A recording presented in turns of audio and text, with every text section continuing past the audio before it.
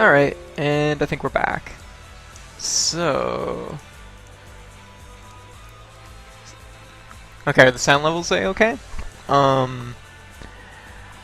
Yeah, so sorry about that. For whatever reason, the computer was just like, I don't recognize anything anymore! And it decided that I didn't have a controller plugged in or anything else going. So I was like, I better take care of this now, otherwise it's going to be a pain in the butt when I actually do want to jump into the game. Make sure our controller is turned on.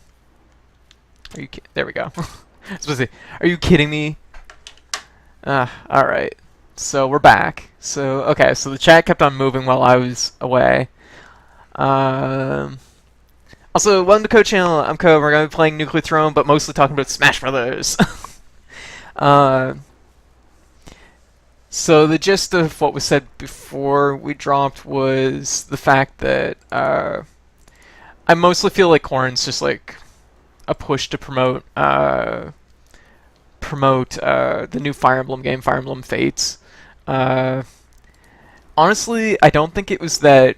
I forget who it was that brought it up. I think it was Skaz that mentioned to me earlier that maybe Corrin was like a popular character in Japan, and I don't think that was the case because Fates didn't do well in Japan, and it wasn't regarded highly when it comes to Fire Emblem games, from what I heard.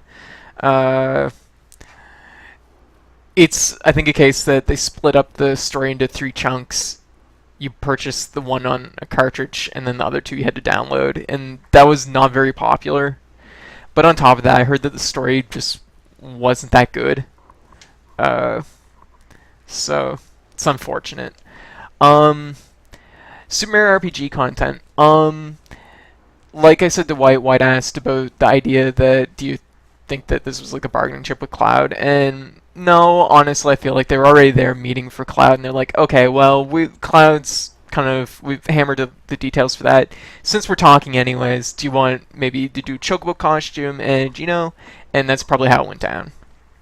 Am I pleased with the Gino costume? Yes, I think that's great. Would have it been nice for him to be his own unique character? That would have been pretty cool too. This is an okay compromise, I guess. I feel like he actually does lend himself really well to being a costume character, honestly. I think it's something that he's kind of already proportioned for it. It kind of, I think, just works out. I'm surprised that you're so like disappointed in Bayonetta, High Roller, because you like Bayonetta. Because Bayonetta's great. I'm super pleased that Bayonetta's in it. I'm super pleased Cloud's in it. Definitely gonna be maining Cloud. I'm surprised Bayonetta was the winner. As far as Bayonetta winning the character vote, here's what I think. I think there was probably some characters that got voted above Bayonetta. But I have a feeling that when they mentioned, like, they had the little asterisks, and they were like realizable characters. So it was likely that other characters placed higher than Bayonetta, but Bayonetta was the only one that they could really get nailed down as a viable option as far as like rights goes and stuff like that goes. Honestly, it wouldn't surprise me too much if Nintendo looked down the list. Probably the first 6 were Goku, SpongeBob, a bunch of ridiculous things, and Bayonetta was probably fairly high up there anyways. Bayonetta was a really big deal when it came out a year ago on the Wii U, so I'm not too surprised. Anti-FF bias. Oh, that's a shame. I'm pleased with Bayonetta. You should like all games. And if you haven't played them, well, that's not much of a bias. But no, Bayonetta's, I think, a great pick.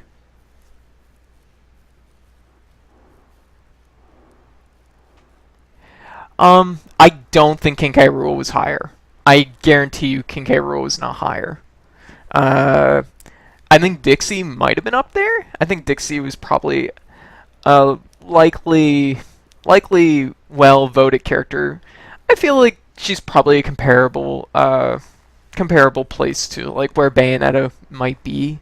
Uh, I don't think King K. Rool, simply on the grounds that he, even in the most recent Donkey Kong Country games, particularly Returns and Tropical Freeze, King K. Rool isn't in either of those games. Spoiler alert. Isn't in either of those games, so it's clear Nintendo's kind of distanced themselves from a lot of Rare's sort of, I don't want to say leftovers, but I do think that is kind of how it's treated.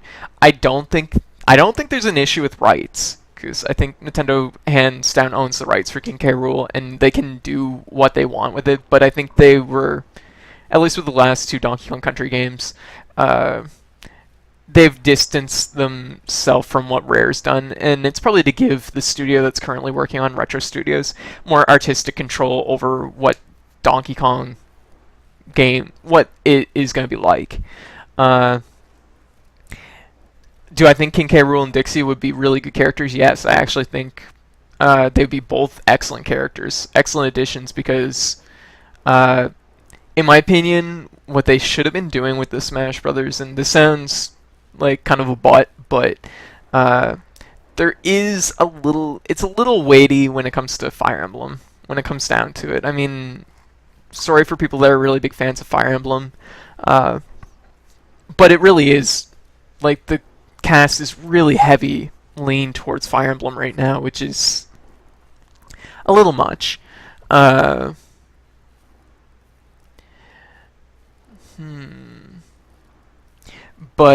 I think Bayonetta is a superb pick. I have zero qualms with this. I will definitely be trying her out. She looks really combo oriented, which is awesome to see. I imagine, just from what I've seen, she's probably going to have fairly low damage output, but getting those follow-ups is probably going to counterbalance that. But I think it'll be really interesting. I can tell you're salty. As far as other characters that might have scored higher than Bayonetta, there's maybe a few. Honestly, I think Cloud was probably one of them. They seem to imply the fact that Cloud was part of the character vote. So, well, it's hard to say. It's hard to say because he wasn't part of when they were talking about who was voted in. So I think Cloud was technically not chosen because of the character vote, but I think they're aware of the fact that Cloud was a popular pick even before Smash, kind of, the Smash poll happened. What is it? As far as like starting from the top, as far as Corrin goes, I think it's kind of an interesting looking character to play. Once again, I will say I do have a little bit of, I guess, it's not a character that really matters to me that much, because honestly, if I'm going to play a Fire Emblem game, I'm going to play Awakening, and I'm really looking forward to that, actually. Yeah, there's a little bit too much Fire Emblem right now. I think what they should have probably done with their character picks is level out some of the other games that have a lot of characters that didn't make it, like Donkey Kong. Donkey Kong's a great example of it, because Dixie would be such an easy go-to character. It would round out the cast. It would give it 3, which would be nice. That's a nice solid amount of characters from a game, I think. She would lend herself very easily to the game, I think. So it's something that I'm surprised Dixie didn't make it.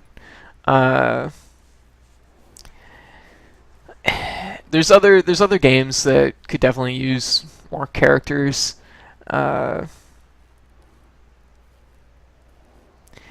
But as far as Corrin goes, Corrin was definitely, like, I think an executive decision more so than like looking at what people want decision. It was Fire Emblem Fates is coming out in 4 months. We should put a character from that game into Smash Brothers to promote that game, because Fire Emblem is still kind of on the fence in North America. I know Awakening really broke ground with Fire Emblem, and the series has been getting games over here for a long time now. It's just that nothing has really been a Smash success outside of Awakening. Awakening was definitely a big deal.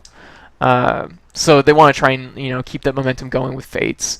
So I understand where they're coming from with that. I don't think it was their best move, like to do to impress upon fans. Uh, a character that is really going to be well liked. I mean, maybe Corrin down the road when the game is out and people play it, they'll like Corrin a lot, but few too many Fire Emblem characters, I think, and this is just kind of piling onto that fact. I have a feeling that there probably will be at least a little bit more music. There's probably more music than what the Direct really let on. We'll probably see some stuff. As far as Force Maze, I could see them throwing it in with the Geno costume. It might just be a free thing with the update, just to make it so everybody has it. It could be done really either way.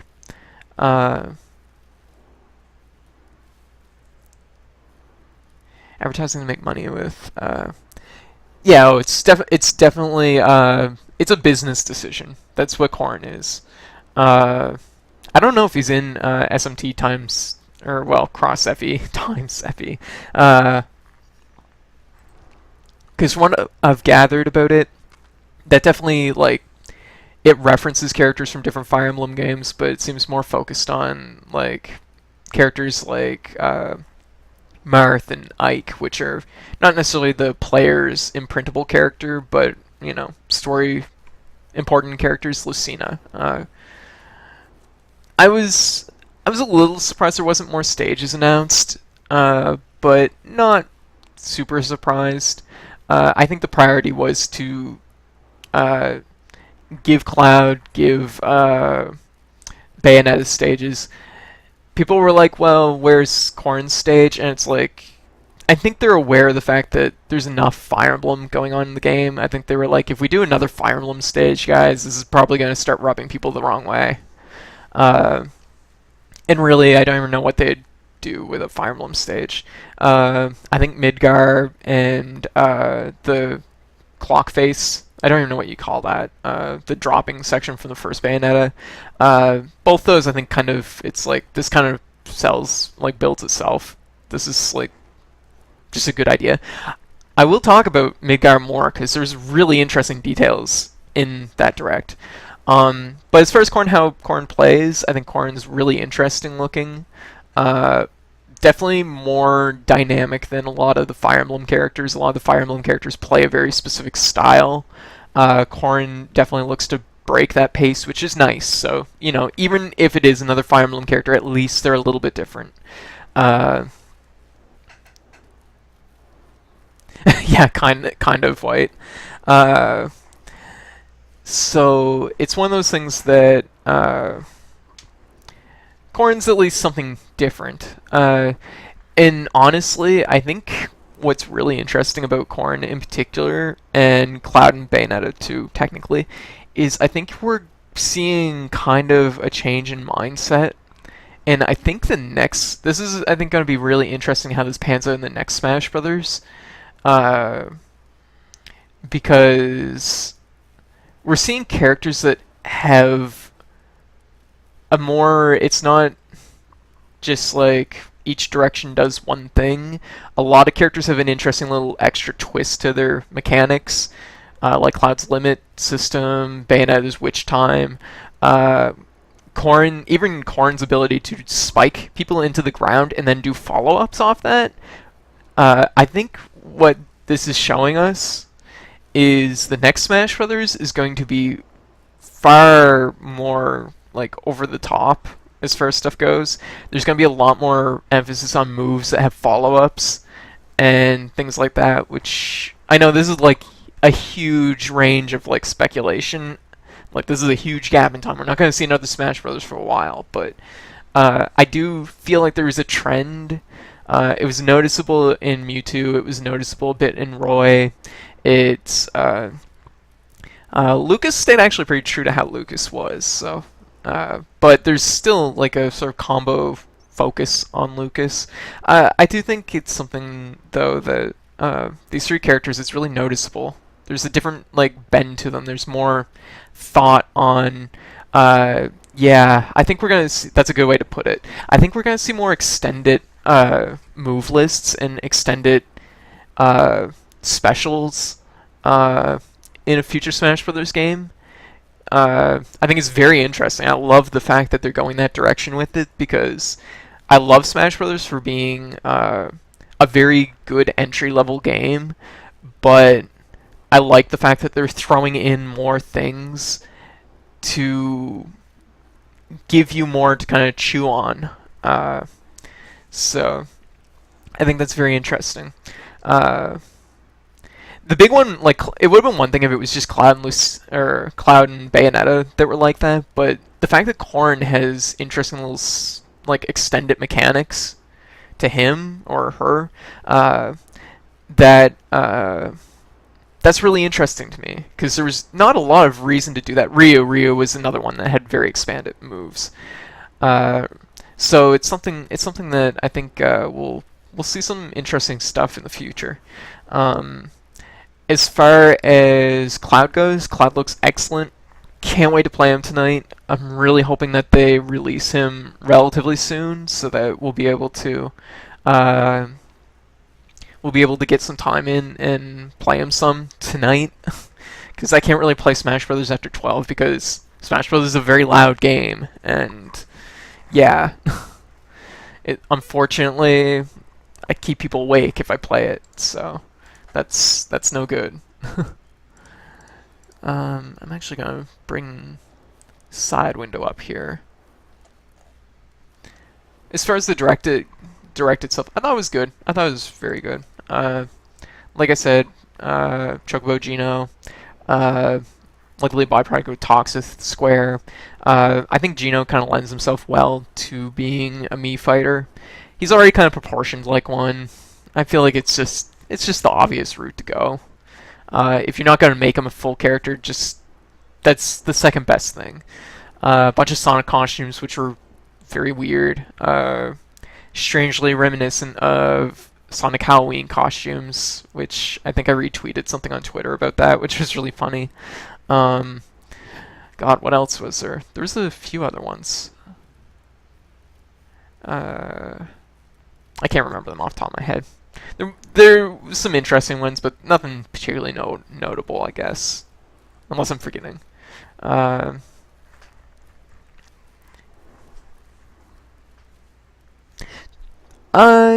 Yeah, true to a certain extent. Wario. The thing is with Wario's gas, though, is the move doesn't have any other function. Like the way Wario's gas works is, of course, there's no other function for that input. The difference is with Little Mac, when his KO meter fills, like it actually replaces his inputs with that punch. So it's like splitting hairs, but it is slightly different. I do think Wario probably is the like roots of something like that because it's a very interesting move, and it's definitely related, just slightly different. I think Clouds is very cool. I think the fact that he can charge up his limit break. I kind of saw that coming because it was like, okay, you can clearly see in the first trailer that he can charge his meter, which was a little bit surprising. That I think almost makes him fundamentally better than Little Mac at that type of mechanic, which is very interesting. My best guess how that's balanced is it takes a lot longer for Cloud to build limit meter without charging compared to Little Mac. I have a feeling that's probably how that's balanced. Yeah, see, that's basically what I'm saying, Skaz. It was a one input thing, and it doesn't replace anything. Little Max replaces stuff when his meter's charged. So I think Cloud probably, it's probably a case of his limit break just charges slower than Little Mac off damage. That's why he has the ability to force raise it. Um, Cloud in general looks really good. He has a Rekka, which is pretty cool. Cross slash, which you could kind of tell from the trailers it was a Rekka, but it was interesting to hear Sakurai actually break it down as a Rekka because um, because that's essentially what it is. He says that like the first two hits are safe, and if you do the third, then it can be block punished. So that is uh, basically a Rekka in a nutshell. So I think that's really cool. It's interesting too because it's also standing Rekka, which isn't particularly common. A lot of fighting games have Rekkas, but there's always forward momentum on it. Uh, hey Sayla, welcome to the chat. I know Bayonetta. Bayonetta looks amazing. I'm kind of just going over the characters right now. I kind of covered Corn a little bit. Oh shit! Damn the callouts. Oh man. There was some K. Rool love. You've made enemies. You've made enemies, Selah. um, but as far as Cloud goes, I think he's really interesting. Has a Rekka, charges his meter. Like I said, probably slower than what Little Mac builds meter off of getting hit and doing damage, but there's going to be probably an interesting exchange there. I like the fact that his up B goes up and then down if you press it twice. I think that's really interesting. It's kind of reminiscent of Final Cutter, actually, or Kirby's Cutter, which is interesting, but it's also kind of better than the Cutter in a sense because you can mix it up if you're going to just like release in the air or actually follow up. Oh, that update's out. Alright, we'll be grabbing that right now then. So we didn't actually get any nuclear thrown in, unsurprisingly, but we'll see what we can do here. Just 2 seconds. I'm gonna grab this ASAP. Alright.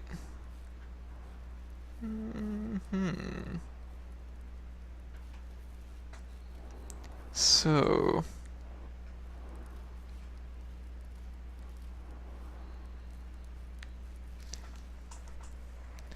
and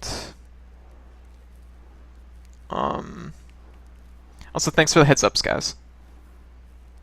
We'll try and check out before things get really dicey.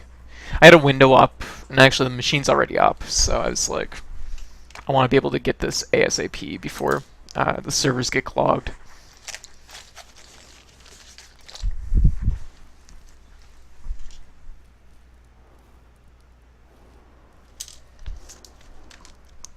Alright.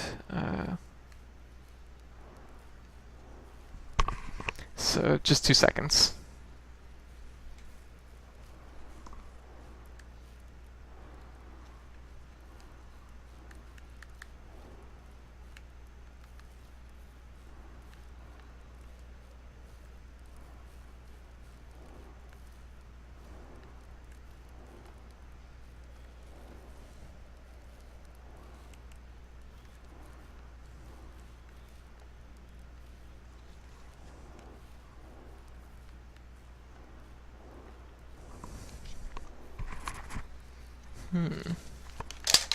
Oh crap, and I'm dropping everything everywheres.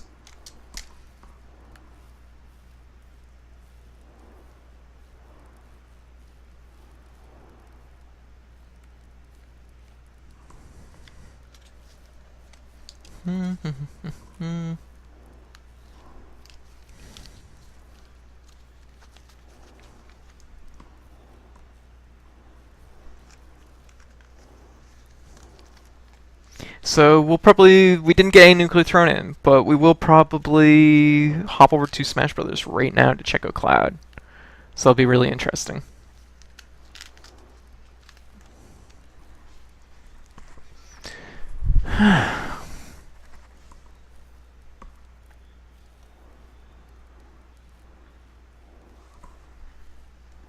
And processing.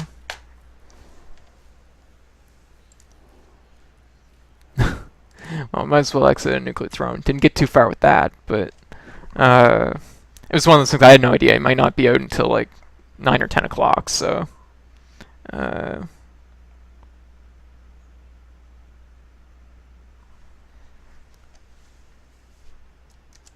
And just gotta type out something here.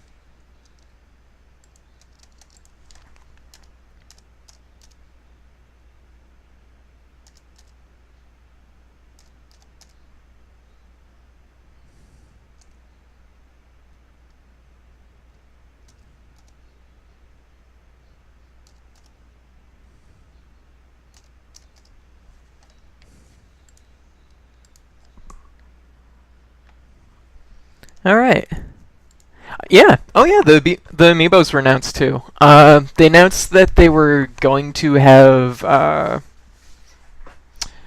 Cloud, Corrin, and Bayonetta. Word is March. That's what I heard. They didn't actually have a date in the video though, but I've been hearing March thrown around really regular since the video, so uh, that should be interesting to see if it actually pans out to be March.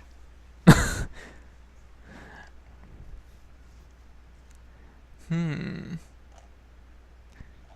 All right. So I'm gonna pause the stream briefly. We're gonna switch over to Smash Brothers, and we're gonna check out Cloud. So yeah, we'll probably just keep on talking Smash, honestly. So, anyways, thanks guys for stopping by. Just hang in there. I will be right back.